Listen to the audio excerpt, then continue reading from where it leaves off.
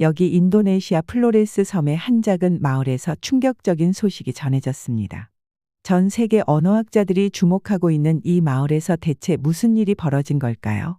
한글이 멸종 위기 언어를 구했다는 놀라운 소식이 전해지고 있습니다. 엔데 부족의 한 소녀가 자신들의 언어가 사라져가는 것을 보며 눈물을 흘리고 있었는데 뜻밖의 도움의 손길이 한국에서 날아왔다고 합니다.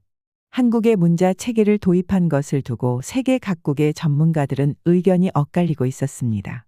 하지만 그들은 이 마을을 직접 방문한 뒤 충격적인 광경을 목격하게 되는데요. 아이들은 전통 노래를 부르며 한글로 가사를 적고 할아버지는 손주들에게 옛날 이야기를 전수하고 있었습니다.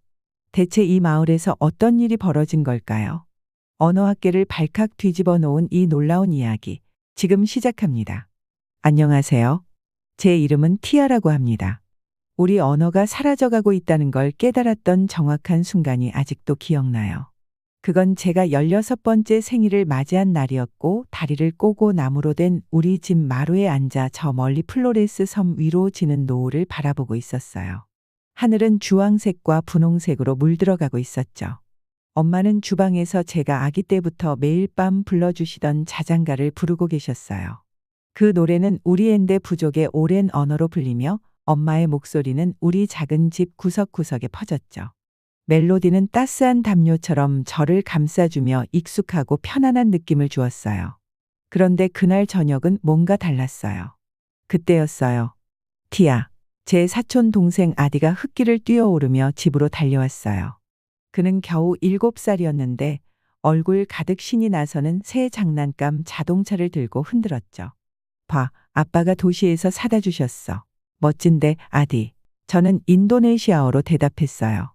우리는 항상 서로에게 인도네시아어로 말했거든요. 그리고 그 순간 문득 깨달았어요. 아디가 우리 부족 언어로 말하는 걸 마지막으로 들었던 게 언제였는지 기억이 나지 않았어요. 엄마는 아직도 자장가를 흥얼거리며 밖으로 나오셨어요. 아디야, 이 노래 배우고 싶니? 엄마가 엔데어로 물어보셨어요. 그런데 아디는 멍하니 엄마를 바라보더니 다시 자동차에 집중하며 부릉부릉 소리를 내기 시작했어요. 그때 제 속이 갑자기 뒤틀리는 느낌이었어요. 우리 언어가 바로 제 눈앞에서 사라져가고 있었거든요. 학교에서도, 시장에서도, 심지어 집에서도 모두가 점점 인도네시아어로 말하고 있었어요. 사람들이 현대 사회에서 더 유용하다 며 인도네시아어를 선택하는 경우가 많아지고 있었죠. 주변을 둘러봤어요. 우리 마을은 초록빛 산과 바다 사이에 자리 잡고 있었어요. 나이 많은 할머니들은 저녁마다 모여 앉아 자연스럽게 엔데어로 이야기를 나누고 계셨어요. 그런데 흙길에서 뛰노는 아이들 사이에서는 인도네시아어밖에 들리지 않았어요. 엄마, 제가 불렀어요. 그 자장가 가사 전부 가르쳐 주실 수 있어요? 엄마는 제 옆에 앉으며 눈가에 잔잔한 웃음을 지으셨어요. 물론이지, 아가. 그런데 왜 이제 배우고 싶니?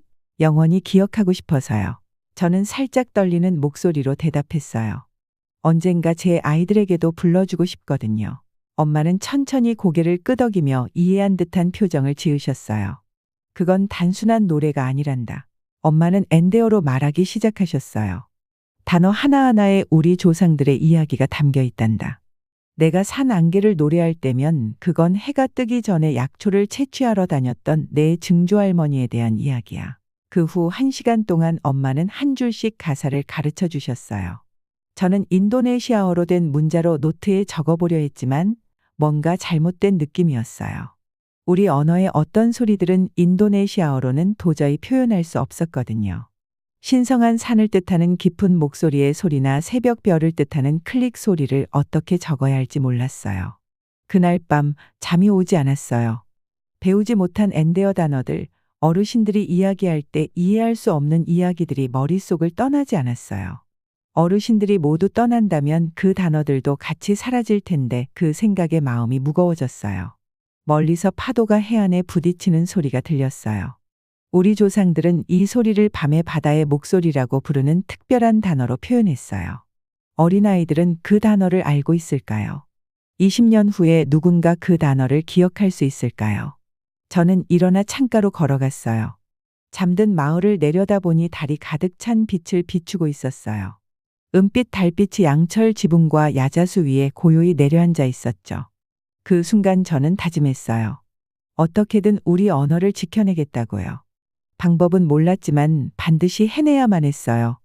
우리 말은 너무나 소중했으니까요. 하지만 그 순간 또 다른 생각이 떠올랐어요. 무겁고 어두운 생각이었죠. 혹시 이미 늦은 건 아닐까? 우리 아름다운 엔데어가 저물어가는 해처럼 서서히 피할 수 없이 지평선 아래로 사라지고 있는 건 아닐까? 그저 기억만 남긴 채로 말이죠. 제가 몰랐던 건 아주 멀리 세상의 반대편에서 우리 언어를 지키기 위해 싸우는 사람들이 저에게 도움의 손길을 내밀 거라는 거였어요. 저는 저녁 식사 중에 처음으로 한국 선생님들 이야기를 들었어요. 엄마가 평소처럼 밥과 생선을 차려주시고 계셨는데 사촌 아디가 헐레벌떡 문을 열고 들어오더니 숨을 몰아쉬며 말했어요. 야, 소식 들었어? 아디가 눈을 반짝이며 물었어요. 한국에서 선생님들이 우리 마을에 오신대. 우리 언어를 지킬 수 있게 도와주신대. 저는 그만 숟가락을 놓칠 뻔했어요. 우리 언어를 지킨다니? 너무 좋은 얘기라서 믿기지가 않았어요. 몇 년 동안 저는 우리 엔데 언어가 점점 사라져가는 걸 지켜봐왔어요. 해변에서 발자국이 물에 씻겨 나가는 것처럼요. 어른들 한 분이 돌아가실 때마다 그분들이 가진 소중한 단어와 이야기들이 함께 사라졌죠. 근데 어떻게? 제가 몸을 앞으로 기울이며 물었어요. 한국 선생님들이 우리를 어떻게 도와줄 수 있는데? 엄마는 늘 그렇듯 실용적인 분이라 아디에게 밥을 한 접시 내밀었고 아디는 설명을 이어갔어요. 한국 선생님들이 한글이라는 한국 문자를 가져오신다더라고요. 그 문자로 우리 엔데어의 소리를 완벽하게 담아낼 수 있다고 했대요. 인도네시아 문자로는 표현하기 힘든 소리까지도요. 다음 날 아침 마을 사람들 모두가 공동회관에 모였어요. 저는 한국 선생님들이 엄격하고 딱딱한 인상을 줄 알았는데 그분들은 제 예상과 달랐어요. 세 분이 오셨는데 김 선생님, 박 선생님, 그리고 이 선생님이었어요. 세 분 모두 따뜻하게 웃으며 마을 어르신들에게 깊은 존경을 담아 인사를 드렸어요. 김 선생님은 인도네시아어를 꽤 잘하셔서 앞으로 나와 말씀하셨어요. 외부의 영향에 대해 걱정하신다는 거 알아요. 그녀는 부드럽지만 확신에 찬 목소리로 말했어요. 우리는 여러분의 문화를 바꾸러 온 게 아닙니다. 우리는 여러분의 문화를 보존하는 데 도움을 드리고 싶어요. 그녀는 큰 화면에 한 가지 흥미로운 걸 보여줬어요. 한글의 이야기였죠. 1443년에 한국의 세종대왕이 이 문자를 창제했대요. 그 당시 중국 문자는 일반 한국 사람들이 배우기에 너무 어려웠기 때문에 누구나 읽고 쓸 수 있도록 한글을 만든 거였어요. 이걸 보세요. 이 선생님이 칠판에 기호를 그리며 말했어요. 한글의 각 글자가 그 소리를 낼 때 입모양과 일치하도록 설계되었다고 설명해 주셨어요.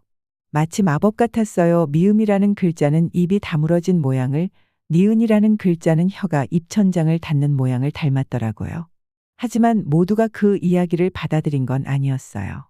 맨 앞줄에 앉아 계시던 할아버지는 깊은 주름이 지도록 찡그리셨어요. 저도 잘 아는 표정이었어요. 정부가 우리 신성한 숲 근처에 관광 리조트를 지으려고 할 때 보이셨던 그 표정이었거든요. 우리는 글이 없어도 세대를 거쳐 우리 이야기를 지켜왔네. 할아버지는 조상들의 무게가 실린 목소리로 말씀하셨어요. 어떻게 이 외국 문자가 우리 순수한 언어를 오염시키지 않을 거라고 확신할 수 있나? 방안이 긴장감으로 가득 찼어요. 저는 숨을 죽이고 김 선생님의 반응을 지켜봤죠. 그런데 그녀는 할아버지의 발치에 앉아버렸어요. 우리 문화에서 깊은 존경을 표현하는 자세였어요. 존경하는 어르신. 그녀가 말했어요. 제 할머니 이야기를 들려드리고 싶습니다. 저희 할머니는 일본이 한국을 점령하던 시절을 겪으셨어요. 그때 일본은 우리 언어를 사용하는 걸 금지하고 우리 문화를 지우려고 했죠. 하지만 한글이 우리를 지켜줬어요. 우리 이야기와 노래, 정체성을 지킬 수 있었어요. 저희는 무언가를 대체하려는 게 아닙니다. 우리는 한글을 도구로 제공하려는 겁니다. 여러분의 소중한 단어들을 안전하게 담아둘 수 있는 바구니처럼요. 그녀의 말이 제 마음 깊숙이 와닿았어요. 엄마가 불러주시던 자장가, 우리 어르신들 머릿속에만 있는 엔데어 단어들이 떠올랐어요. 만약 우리가 이 단어들을 잡아두고 마치 나비를 잡아두듯이 영원히 안전하게 보관할 수 있다면 회의는 계속됐고 선생님들은 다양한 시연과 설명을 이어갔어요. 다른 원주민 공동체들이 한글을 성공적으로 활용한 사례를 담은 영상도 보여주셨죠. 이 한글 시스템이 엔데어 소리에 맞게 특별히 조정될 수 있다고 하셨어요. 그러면 진정 우리의 것이 될 거라고요. 그럼에도 불구하고 사람들 얼굴에는 여전히 걱정이 보였어요. 변화는 언제나 두렵죠. 아무리 도움이 된다 해도요. 그날 저녁 회관을 나설 때 사람들은 작은 무리를 지어 오늘 들은 이야기들을 나눴어요. 어떤 이들은 기대에 차 있었고, 어떤 이들은 의심스러워했고, 또 많은 이들은 갈팡질팡하는 것처럼 보였어요. 저는 천천히 집으로 걸어갔어요. 머릿속에는 새로운 가능성들이 가득했죠. 머리 위로는 별들이 여느 때처럼 반짝이고 있었어요. 오늘 있었던 일들에 전혀 영향을 받지 않은 것처럼요. 하지만 제 마음속엔 무언가가 달라졌어요. 처음으로 우리 엔데어 단어들이 목소리뿐만 아니라 종이 위에서도 미래 세대들을 위해 보존될 수 있다는 상상이 가능해졌어요. 그날 밤 저는 집 밖 흙바닥에 한글 글자 몇 개를 그려봤어요. 달빛 아래 그 글자들은 낯설고 이국적으로 보였지만 동시에 희망으로 가득 차 있었어요. 어쩌면, 정말로 어쩌면 이 낯선 모양들이 우리 소중한 언어를 지킬 열쇠가 될 수 있을지도 몰라요. 그 월요일 아침, 마을 회관에 들어서면서 제 손이 떨리기 시작했어요. 엔데 부족 사람들 20명이 첫 번째 한글 수업을 들으러 모였는데 제 동생 아디도 있었어요. 아디는 새로 받은 공책을 계속 만지작거리며 안절부절 못하고 있었죠. 우리 모두가 한국인 선생님들을 기다리면서 방 안에는 긴장된 기운이 가득했어요. 잠시 후 김 선생님과 박 선생님이 이상한 기호들로 가득한 커다란 종이를 들고 들어오셨어요. 두 분은 따뜻한 미소를 지으시면서 간단한 인도네시아어로 말씀을 시작하셨어요. 오늘부터 김 선생님이 말씀하셨어요. 여러분의 아름다운 언어를 지키기 위한 여정을 시작할 거예요. 제 심장이 빠르게 뛰었고 나무로 만든 의자에 앉은 제 자세가 절로 바로잡혔어요. 이 낯선 기호들이 정말로 우리 모국어를 지키는 데 도움이 될 수 있을까요? 종이에 적힌 기호들은 학교에서 배우던 인도네시아어 글자와 전혀 달랐어요. 원, 네모 그리고 선들이 깔끔하게 모여 있는 모습이었죠. 박 선생님이 칠판을 가리키며 설명하셨어요. 한글은 특별해요. 각 기호가 하나의 소리를 나타내고 그것들을 조합해서 단어를 만들 수 있어요. 선생님은 칠판에 동그라미 하나 이응을 그리셨어요. 이건 이응이라고 해요. 선생님이 설명하셨어요. 이응은 발음이 없거나 단어 끝에서 이응 소리가 돼요. 제 동생 아디가 속삭였어요. 계란 같아 보여. 몇몇 학생들이 킥킥 웃었지만 저는 그 모양이 얼마나 단순하고 명확한지 새삼 느꼈어요. 어린 학생들도 쉽게 그릴 수 있을 것 같았거든요. 오전 내내 우리는 더 많은 기호들을 배웠어요. 어떤 건 작은 집 같기도 하고 어떤 건 나무 같기도 했어요. 김 선생님이 그 기호들을 쌓아서 완전한 음절을 만드는 방법을 보여주셨어요. 여러분의 엔데어에는 인도네시아어에는 없는 소리가 있어요. 선생님이 설명하셨어요. 한글로는 그런 소리들도 다 담을 수 있어요. 엄마가 불러주던 자장가가 떠올라서 손을 들었어요. 우리 노래에서 나오는 깊은 목소리 소리도 적을 수 있나요? 제가 그 소리를 흉내 내자 방 안에 어른들이 고개를 끄덕였어요. 김 선생님이 환하게 웃으시더니 새로운 기호를 그려주시면서 그 소리를 나타낼 수 있는 방법을 설명해 주셨어요. 그때 처음으로 이 외국 문자가 우리에게 정말로 도움이 될 수 있을 것 같다는 생각이 들었어요. 우리의 언어를 대체하는 게 아니라 새로운 생명력을 불어넣어 주는 거였어요. 연습 시간이 되자 저는 글자를 제대로 쓰려고 애쓰며 연필을 꼭 쥐었어요. 아래로 그 다음 옆으로 박 선생님이 부드럽게 지도해 주셨어요. 언덕길을 내려오는 것처럼 그리면 돼요. 그분의 인내심을 보니 엄마가 전통 바구니 짜는 법을 하나하나 가르쳐 주셨던 기억이 떠올랐어요. 점심시간이 될 때쯤 제 공책은 삐뚤빼뚤한 한글 기호들로 가득했어요.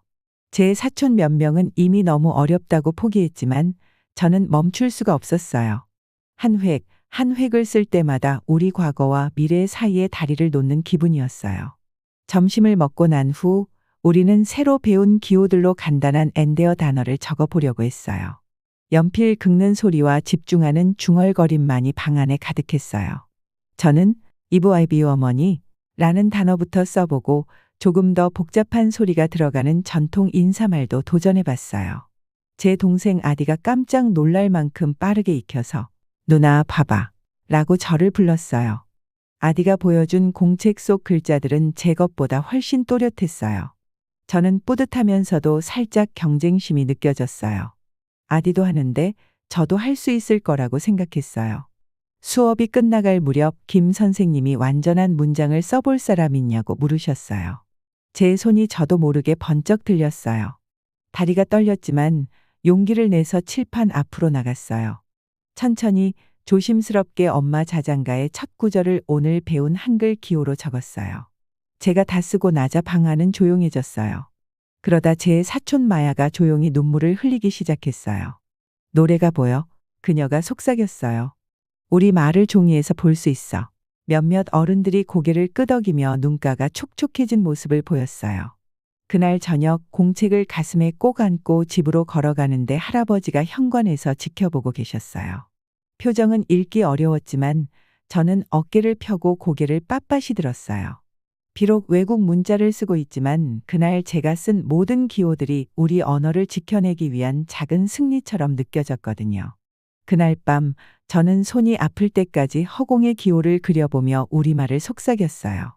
머리는 지끈거렸고 손은 욱신거렸지만 마음은 몇 달 만에 가장 가벼운 느낌이었어요. 우리 이야기와 노래 그리고 말이 종이에 남아서 미래 세대와 나눌 수 있는 모습이 그려졌어요. 내일은 더 많은 수업과 도전이 있을 거고 마을 사람 중 몇몇은 여전히 반대할지도 몰라요. 하지만 오늘 우리는 첫걸음을 내디뎠어요. 우리 목소리와 소리 그리고 언어가 마침내 종이 위에서 모습을 갖추기 시작했어요. 한 획 한 획 정성스럽게요. 제가 한글 연습지를 정리하고 있을 때였어요. 멀리서 들려오는 비명 소리가 들렸죠. 심장이 덜컥 내려앉았어요. 그 소리는 제 사촌 미라의 목소리였어요. 도와주세요. 누가 좀 도와주세요. 할아버지가 쓰러졌어요. 할아버지라니 제 외할아버지를 말하는 거였어요. 모든 걸 내려놓고 달리기 시작했어요. 맨발로 흙길을 내달렸죠. 오후에 햇빛이 뜨겁게 내려쬐는 가운데 마을 집들을 빠르게 지나쳤어요. 다른 마을 사람들도 이미 논 쪽으로 달려가고 있었고 저도 그들을 따라갔어요. 할아버지는 논 사이에 엎드려 계셨어요. 농기구들이 주위에 흩어져 있었고 모자도 진흙물 위에 떠 있었어요. 아버지가 할아버지를 뒤집어 눕혔는데 할아버지의 얼굴이 창백했고 땀으로 범벅이 되어 있었어요. 숨은 짧고 빠르게 끊어지듯 들이쉬고 계셨죠. 병원에 가야 해. 아버지의 목소리가 떨렸어요. 근데 가장 가까운 병원이 도시까지 2시간이나 걸리는데 속이 바짝 타들어갔어요. 우리 마을엔 차가 없었거든요. 마을에서 유일하게 차를 가진 사람들은 게스트하우스에 머물고 있던 한국인 선생님들이었어요. 그분들이 우리를 도와줄까요? 할아버지는 그분들을 별로 좋게 보지 않으셨거든요. 저는 인생에서 가장 빠르게 게스트하우스로 달려갔어요. 문을 벌컥 열고 들어갔을 때 김 선생님과 박 선생님이 테이블에서 수업 계획을 검토하고 계셨어요. 제가 갑자기 들이닥치자 깜짝 놀라서 고개를 드셨죠. 제발요. 저는 숨을 고르며 말했어요. 할아버지가 논에서 쓰러지셨어요. 병원에 가셔야 해요. 두 분은 망설이지도 않으셨어요. 박 선생님은 차 열쇠를 잡고 김 선생님은 물과 담요를 챙겼어요. 몇 분도 안 돼서 두 분이 할아버지를 차에 태우는 걸 도와주셨어요. 저는 뒷좌석에 타서 할아버지 손을 꼭 잡았어요. 박 선생님은 울퉁불퉁한 길을 최대한 빨리 하지만 조심스럽게 운전하셨어요. 가는 내내 할아버지는 의식을 잃었다 돌아오기를 반복하셨어요. 저는 계속 할아버지에게 마을 얘기를 해드렸어요. 어렸을 때 할아버지가 자주 불러주셨던 자장가 얘기도 하면서요. 김 선생님은 앞좌석에서 가끔 돌아보며 저희 상태를 확인하고 물도 건네셨어요. 병원 대기실은 밝고 낯설고 무서웠어요. 어디서나 청소 약품 냄새가 났고 간호사들은 빠르게 인도네시아어로 얘기했는데 알아듣기 힘들었어요. 그들이 치료비에 대해 묻자 가슴이 철렁했어요. 우리 가족은 돈이 많지 않았거든요. 그런데 제가 뭐라 말하기도 전에 김 선생님이 카드를 내미셨어요. 저희가 처리할게요. 간단하게 말씀하셨어요. 제가 말리려고 하자 김 선생님은 제 팔을 부드럽게 잡으셨어요. 지금 중요한 건 할아버지 건강이에요. 의사들은 할아버지가 심한 탈수와 열사병 증세를 보인다고 했어요. 관찰이 필요하다고 하셔서 하룻밤을 병원에 묵으면서 링거를 맞으셨어요. 저는 그 옆에 앉아 투명한 링거액이 천천히 할아버지 팔로 흘러 들어가는 걸 지켜봤어요. 다음 날 아침 박 선생님과 김 선생님이 다시 병문안을 오셨어요. 그분들은 한국 전통 회복 음식을 가져오셨는데 아프면 할머니들이 가족을 위해 만들어 주던 거라고 설명해 주셨어요. 그때 할아버지는 깨어 계셨고 제가 지켜보는 가운데 두 분이 할아버지 침대 곁으로 다가가셨어요. 놀랍게도 평소에 비판적이던 할아버지께서 이번엔 조용히 그분들 얘기를 들으셨어요. 두 분은 한국의 역사, 일제강점기 동안 한국 사람들이 언어와 문화를 거의 잃을 뻔한 이야기를 들려주셨어요. 그 시절 한글이 한국인의 정체성을 지키는데 어떤 역할을 했는지 설명하셨어요. 우리 할아버지들은 한국 책을 몰래 숨겼어요. 김 선생님이 조용히 말씀하셨어요.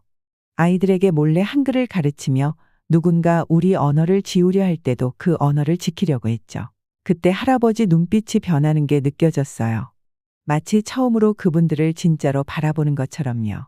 여기 우리 문화를 지키기 위해 싸웠던 사람들을 이해하는 누군가가 있다는 걸 느끼신 것 같았어요. 할아버지께서 몸을 가눌 수 있게 되셨을 때 그분들에게 질문을 하셨어요. 그들은 어떻게 전통을 지켜왔는지, 한글이 어떻게 도움을 줬는지 물으셨죠. 대화는 몇 시간 동안 이어졌고 저는 조용히 그 모습을 지켜보며 예상치 못한 다리가 놓이는 걸 보았어요. 3일 후 의사들은 할아버지가 퇴원해도 된다고 하셨어요. 집에 갈 준비를 하면서 할아버지는 김 선생님과 박 선생님에게 말씀하셨어요. 목소리는 여전히 약했지만 그 말씀은 분명했죠. 한글이 어떻게 당신들의 언어를 지켰는지 다시 한번 이야기해 주시오. 마을로 돌아오는 길에 할아버지가 그분들이 주신 한국 동화책을 손에 들고 있는 게 보였어요. 단순한 어린이 책이었지만 그 한글 글자들이 이제는 새로운 의미를 담고 있는 것 같았어요. 할아버지의 거의 비극이 이렇게 예상치 못한 문을 열었어요. 이해와 존중 그리고 우리 언어의 생존에 대한 희망의 문을요. 그날 저녁 할아버지를 집에 모셔다 드리고 나서 할아버지가 제 한글 연습지를 가져와 보라고 하셨어요. 내가 배운 걸 좀 보여다오 하시면서요. 나 같은 늙은이도 새로운 걸 배울 수 있겠지. 저는 웃었어요. 뭔가 중요한 게 변한 걸 느꼈거든요. 때로는 가장 힘든 순간들이 최고의 시작으로 이어지기도 하니까요. 할아버지 곁에 앉아 새로운 글자로 우리 고대 언어를 쓰는 방법을 가르쳐 드리면서 마치 우리 부족의 다음 이야기를 함께 써 내려가는 것 같은 느낌이 들었어요. 저는 할아버지의 거친 손이 칠판에 적힌 한글 글자들을 따라가는 모습을 지켜봤어요. 손끝은 흔들림 없이 단단하고 정확했죠. 불과 몇 달 전만 해도 할아버지는 이 글자들을 반대하셨었어요. 그런데 지금은 그 글자들을 가르치고 계셨어요. 열정 넘치는 학생들로 가득한 교실에서요. 오후 햇살이 대나무 창문을 통해 들어와 나무 바닥에 따뜻한 무늬를 드리웠어요. 이 글자들은 이제 우리 언어를 담고 있다. 할아버지는 글자들이 가지런히 적힌 칠판을 가리키며 말씀하셨어요. 목소리에는 예전 우리 전통 이야기를 하실 때처럼 권위가 담겨 있었지만 뭔가 다른 감정도 느껴졌어요. 아마도 자부심이나 희망 같은 거였겠죠. 저는 교실 뒤쪽에서 어린 학생들이 글씨 쓰는 걸 도와주고 있었어요. 옆에 앉아있던 10살짜리 사촌 마야가 글자를 제대로 쓰려고 애쓰고 있었어요. 이렇게 쓰는 거 맞아? 하고 자기가 쓴 노트를 보여줬어요. 글씨는 삐뚤빼뚤했지만 알아볼 수는 있었어요. 저는 살짝 웃으며 그녀의 손가락을 바로잡아줬어요. 이건 블록을 쌓는 거라고 생각해봐. 한국 선생님들이 우리에게 가르쳐 주신 방식대로 설명했어요. 각 글자는 단순한 모양들을 모아 만든 거야. 마야는 다음 시도에서 제대로 썼을 때 환하게 웃었어요. 요즘 이런 작은 승리들이 자주 일어났어요. 교실도 많이 변했어요. 처음에는 텅 빈 벽이었던 곳에 이제는 한글과 우리말을 함께 적은 알록달록한 표들이 걸려 있었어요. 전통 직물이 한국식 서예 작품 옆에 걸려서 두 문화가 아름답게 어우러졌죠. 학생들이 쓴 이야기, 시, 노래도 우리 언어로 한글로 쓰여 벽을 장식했어요. 쉬는 시간에는 종종 나이 많은 학생들이 어린 친구들에게 전통 놀이를 가르치곤 했는데 이제는 놀이 규칙과 노래 가사를 글로 적어두기 시작했어요. 제가 이 모든 여정을 시작하게 만든 엄마의 자장가도 문 옆에 크게 적혀 있었어요. 그걸 볼 때마다 아직도 마음이 뭉클해졌어요. 어느 날 오후 빗소리가 양철 지붕 위로 꾸준히 울리는 가운데 할아버지가 우리에게 특별한 시간을 갖자고 하셨어요. 오늘은 첩비 이야기를 글로 남길 거다 라고 발표하셨어요. 이 이야기는 아주 중요한 전설 중 하나였고 지금까지는 오직 구전으로만 전해졌거든요. 교실은 순식간에 조용해졌어요.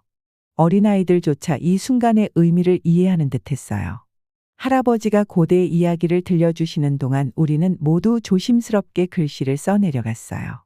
한 글자 한 글자 소리와 뉘앙스를 놓치지 않으려 했었죠. 한국 선생님들은 구석에 조용히 앉아 있다가 도움을 요청할 때만 다가왔어요. 그분들도 이 순간이 신성하다는 걸 이해하는 듯했어요. 태초의 시절에 할아버지가 이야기를 시작하시자 우리 연필이 일제히 움직였어요. 하늘이 젊고 땅이 갈증을 느끼던 그때 이야기는 할아버지의 입에서 종이로 흘러들어왔고 우리는 세세한 부분까지 정확히 기록했어요. 때때로 할아버지가 멈춰서서 특정한 소리나 표현을 어떻게 가장 잘 담아낼지 함께 고민하곤 했어요. 이런 협력의 순간들은 우리를 더 끈끈하게 만들어줬어요. 우리 어른들의 지식과 새로운 기술이 결합해 강력한 무언가를 탄생시키는 걸 느꼈어요. 이 보존 프로젝트는 우리 교실을 넘어 퍼져나갔어요. 가족들은 각자의 역사를 기록하기 시작했어요. 어머니들은 대대로 내려오던 요리법을 적어 놓았고 아버지들은 농사법과 날씨 패턴을 문서로 남기셨어요. 심지어 전통 치료사분들도 깊이 생각한 끝에 약초 지식을 기록하기 시작하셨어요. 우리 가족은 한글로 우리말을 써서 서로에게 편지를 남기는 새로운 전통을 시작했어요. 우리말로 말하는 걸 항상 부끄러워하던 제 여동생은 이제 할아버지, 할머니께 예쁜 편지를 써드렸어요. 글로 쓰는 말이 그녀에게 자신감을 주었고 그게 점차 말로도 이어졌어요. 어느 날 저녁, 저는 교실에 혼자 남아 예전의 엔데 사랑 노래를 정성스럽게 베껴 쓰고 계신 할아버지를 발견했어요. 제가 들어가자 할아버지는 고개를 들어 절 보셨어요. 알겠니, 티야. 할아버지가 연필을 내려놓으며 말씀하셨어요. 내가 한글을 오해했더구나. 난 한글이 우리 문화를 대체할 거라고 생각했는데 오히려 우리 문화에 새로운 생명을 불어넣었어. 저는 할아버지 옆에 앉아 방금 써놓으신 단어들을 손으로 살짝 만졌어요. 우리말을 글로 적으실 때 어떤 기분이 드세요? 제가 물었어요. 할아버지는 잠시 생각에 잠기셨어요. 다리 같구나. 결국 말씀하셨어요. 조상들과 우리 후손들을 잇는 다리. 우리가 적어내려가는 모든 단어는 지켜낸다는 약속이야. 그날 밤 별이 가득한 하늘 아래 집으로 돌아가는 길에 아이들이 엄마의 자장가를 부르는 소리가 들렸어요. 아이들은 손에 글로 적힌 가사를 들고 있었지만 이제는 굳이 보지 않아도 될 정도였어요. 그 노래는 저희 마음속에 뿌리 내린 것처럼 그들의 마음속에도 깊이 자리 잡았어요. 이 단순한 한글 덕분에 우리의 목소리는 계속 들려올 거고 우리의 이야기는 계속 전해질 거며 우리의 언어는 계속 살아남을 거예요. 우리 교실은 단순히 배우는 장소를 넘어섰어요. 이제는 과거와 미래가 만나는 곳이 되었고 전통과 혁신이 함께 어우러지는 곳이 되었으며 펜을 움직이는 매 순간마다 우리 문화는 더욱 강해졌어요. 그리고 제 마음 깊은 곳에서는 이게 우리 이야기의 시작일 뿐이라는 걸 느꼈어요. 저는 자카르타의 큰 회의실로 들어가면서 손이 떨렸어요. 각국에서 온 수백 명의 사람들이 멸종 위기의 언어를 살리기 위해 모여 가지런히 앉아 있었어요. 방 안은 영어, 인도네시아어, 일본어 그리고 제가 알아들을 수 없는 수많은 언어들이 오가는 소리로 가득했어요. 저는 앞줄에 준비된 자리에 앉았고 다른 발표자들도 차례를 기다리고 있었죠. 제 무릎 위에 늘로 쓴 엔데어 단어들이 담긴 서류철이 놓여 있었어요. 이 페이지들은 우리 마을이 몇 달에 걸쳐 준비한 결과물이에요. 하나하나의 기호에는 우리 이야기가, 우리 노래가, 그리고 미래에 대한 우리의 희망이 담겨 있었어요. 집에 계신 할아버지가 저에게 힘내라고 해주신 말씀이 떠올랐어요. 우리 이야기를 전해줘야 한다. 그분이 떠나기 전 저를 꼭 안아주며 말씀하셨어요. 우리가 새로운 길을 찾았다는 걸 보여줘. 오전 세션은 정신없이 지나갔어요. 호주, 미국, 유럽에서 온 전문가들이 멸종 위기의 언어를 지키기 위한 그들의 연구를 발표하는 걸 들었어요. 어떤 사람들은 언어가 얼마나 빠르게 사라지고 있는지를 차트와 그래프로 보여줬고, 또 어떤 사람들은 지역 공동체가 자국의 언어를 되살린 성공 사례들을 공유했어요. 발표가 거듭될수록 제 긴장감도 점점 커졌어요. 드디어 오후 패널에 저희 차례가 왔어요. 저는 인도의 교수님, 브라질의 연구자, 파푸아뉴기니의 지역 지도자, 중국의 언어 전문가와 함께 긴 테이블에 앉았어요. 사회자가 우리를 한 명씩 소개했고 각자 10분씩 자신의 경험을 나누기로 했어요. 저는 우리 마을이 걸어온 여정을 이야기하기 시작했어요. 한국 선생님들이 한글을 사용해 엔데어를 적는 방법을 가르쳐 주신 과정을 설명하면서 제 목소리도 점점 힘을 얻었어요. 스크린에 띄운 자료를 통해 어머니의 자장가, 어르신들의 이야기, 그리고 우리 젊은이들이 새롭게 만든 노래들을 보여줬어요. 청중들은 앞으로 몸을 기울여 자료를 찍어가며 집중했어요. 그런데 질문 시간이 되자 중국 학자 리우 교수가 손을 들었어요. 그는 값비싼 정장에 안경을 쓴 권위가 느껴지는 분이었어요. 그분이 저를 보며 말했어요. 젊은 아가씨, 인도네시아 언어를 적는데 한국의 문자 체계를 사용하는 게 부적절하다고 생각하지 않나요? 로마자나 독자적인 문자를 만드는 게 더 낫지 않았을까요? 순간 방 안이 조용해졌어요. 모든 시선이 저에게 집중됐죠. 심장이 너무 세게 뛰어서 귀에 들릴 정도였어요. 한동안 우리 마을이 한글을 사용하겠다고 했을 때 들었던 온갖 의구심과 반대의 목소리가 떠올랐어요. 하지만 곧 마을 아이들이 우리 이야기를 읽는 모습을 생각했어요. 전설이 글로 남겨진 걸 보고 미소 지으시던 할아버지, 그리고 노래를 미래 세대에 전할 수 있다는 기쁨을 느끼던 어머니도 떠올랐어요. 저는 천천히 일어서서 다리는 떨렸지만 목소리는 담담하게 말했어요. 질문 감사드립니다. 리우 교수님. 그리고 그분을 똑바로 바라보며 물었어요. 누군가가 물에 빠져 허우적거리고 있을 때 그 사람을 구하는 밧줄의 종류를 따져야 할까요? 몇몇 관중이 놀란 듯 숨을 들이쉬었고 다른 사람들은 고개를 끄덕였어요. 저는 말을 이어갔어요. 우리 언어는 물에 빠지고 있었습니다. 매년 단어도, 이야기들도, 노래들도 사라져 가고 있었어요. 인도네시아 문자로는 우리 고유의 소리를 담아낼 수가 없었고 독자적인 문자를 만드는 데에는 시간이 걸렸을 겁니다. 우리에겐 그런 시간이 없었어요. 하지만 한글은요? 저는 우리가 쓴 종이 한 장을 들어 보였어요. 한글은 우리가 절실할 때 필요한 것을 정확히 제공해 줬어요. 저는 무대 앞으로 걸어 나와 그 페이지를 높이 들었어요. 이 기호들을 보세요. 맞아요. 한국에서 왔죠. 하지만 지금 이 안에는 우리 엔데의 소리, 우리 엔데의 단어, 우리 엔데의 이야기가 담겨 있어요. 한글을 쓴다고 우리의 정체성을 잃은 게 아니에요. 오히려 그것으로 우리 정체성을 지켜냈습니다. 이건 어떤 문자 체계가 더 우월한지에 대한 문제가 아닙니다. 효과적인 도구를 찾는 것, 문화를 잇는 다리를 만드는 것, 그리고 언어를 지켜내는 것에 관한 문제죠. 리우 교수는 생각에 잠긴 듯 뒤로 물러났고 관중 속에서 사람들이 서로 옆구리를 찌르며 조용히 얘기 나누고 메모를 하는 모습이 보였어요. 뒷줄에 앉은 한 여자는 눈가를 훔치고 있었어요. 우리 마을은 한글을 선택했습니다. 왜냐하면 그게 가장 잘 맞았기 때문이에요. 제가 점점 더 힘을 주어 말했어요. 다른 문자로는 담아낼 수 없는 소리를 한글로는 표현할 수 있습니다. 어르신들도 손쉽게 아이들에게 가르칠 수 있고요. 무엇보다 이미 우리 이야기를 미래에 남길 수 있는 도구로 자리 잡았다는 게 중요하지 않나요? 방 안은 박수 소리로 가득 찼어요. 몇몇 사람들은 일어서서 열정적으로 박수를 쳤고 리우 교수도 고개를 끄덕이며 존중을 표했어요. 세션이 끝난 후에는 사람들이 저에게 몰려와 질문을 하고 사진을 찍으며 각자의 언어 보존 이야기를 나눴어요. 한국인 언어학자가 눈물을 글썽이며 저를 껴안으며 말했어요. 한글이 다른 공동체에도 이렇게 도움이 될 줄은 몰랐어요. 그날 저녁 프레젠테이션 자료를 정리하고 있을 때 집에서 메시지가 왔어요. 할아버지가 우리 마을 아이들이 한글로 엔데어 단어를 적고 있는 사진을 보내주셨어요. 그리고 짧게 적힌 메시지. 오늘 참 자랑스러웠다.